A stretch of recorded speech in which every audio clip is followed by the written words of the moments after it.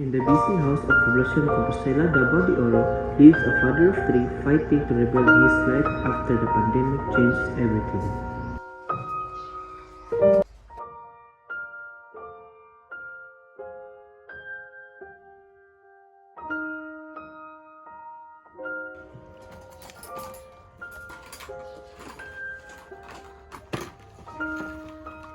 Lord, minsaon ako ni gusto lang ako hindi mautang akong mga anak. Pedro once worked in a small store, but when lockdown hit, his job disappeared, and so did his sense of security.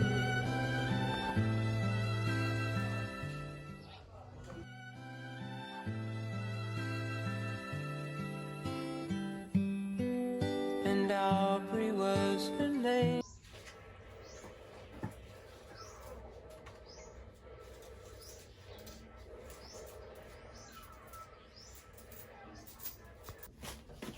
Paano patay bugas?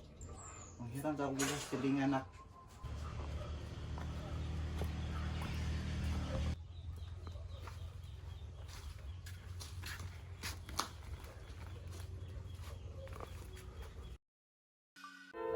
For months, Pedro worried about how to feed his children.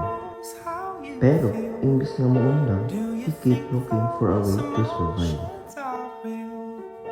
Or do they go away if they are not?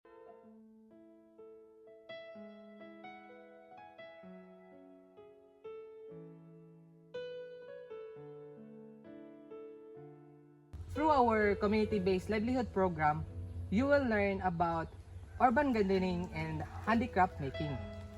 Buhaton ninyo ni sa inyong mga balay para makagain mo og extra nga income.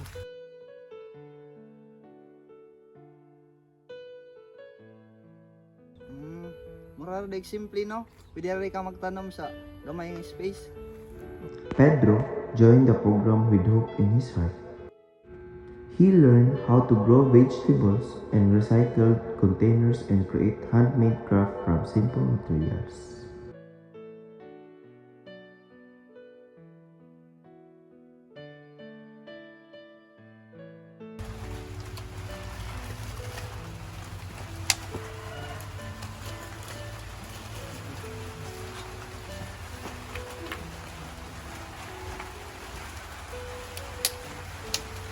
From a few recycled pots, Pedro turned his backyard into a source of food and income. Bit by bit, his life began to change.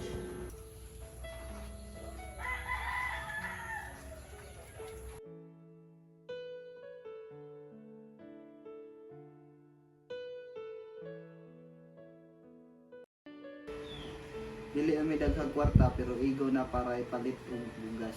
Thank you Lord. What started as a small step became a big change not just for Pedro but for his whole community.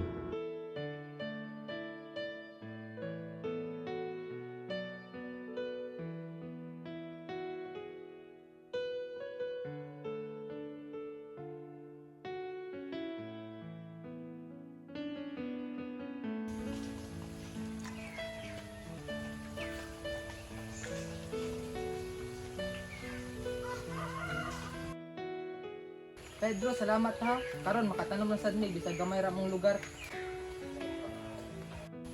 Basta magtinabangay ta, daghan tag matabangan.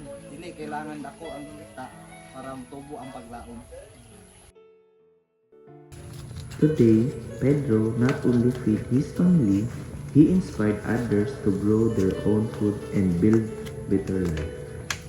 He proved that with the right support, hope can grow even in the smallest spaces.